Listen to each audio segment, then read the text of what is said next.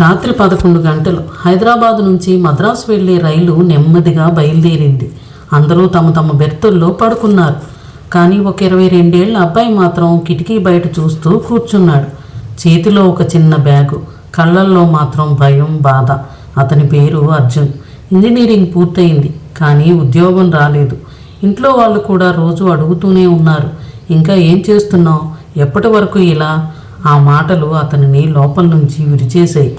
ఆ రోజు ఇంట్లో ఎవరికీ చెప్పకుండా చెన్నైకి ఇంటర్వ్యూకి బయలుదేరాడు. రైలు ఒక చిన్న స్టేషన్ దగ్గర ఆగింది. అప్పుడు ఒక వృద్ధుడు వచ్చి అతని ఎదురుగా కూర్చున్నాడు.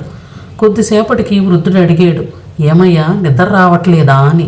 అర్జున్ చిన్నగా నవ్వి, జీవితం ఎక్కడికి వెళ్తుందో అర్థం కావట్లేదు తాతయ్య. వృద్ధుడు కిటికీ బయటకు చూపించాడు. రైలు అప్పటికే చీకట్లో పరిగెడుతుంది, బయట ఏమీ కనిపించట్లేదు.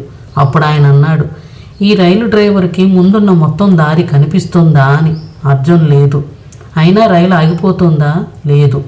ఎందుకంటే హెడ్లైటు 200 మీటర్లు మాత్రమే చూపిస్తుంది.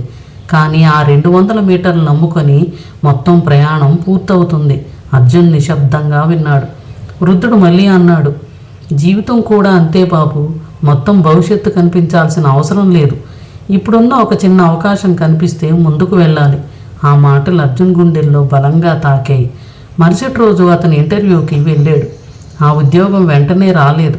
కానీ ఆ రోజు తర్వాత అతను ఒకటి నేర్చుకున్నాడు, దారి మొత్తం కనిపించకపోయినా ప్రయాణం ఆపకూడదు. కొన్ని నెలల తర్వాత అతడే తన ఇంట్లో వాళ్ళకి టికెట్లు బుక్ చేసి, ఇక మీ టెన్షన్ నా బాధ్యత అన్నాడు. నీకు కూడా ఇప్పుడు జీవితం చీకటిగా అనిపించవచ్చు, కానీ గుర్తుపెట్టుకో, రైల్లాగా ముందున్న కొద్ది దూరం కనిపించినా సరిపోతుంది. ఆగకుండా వెళ్తే గమ్యం తప్పదు.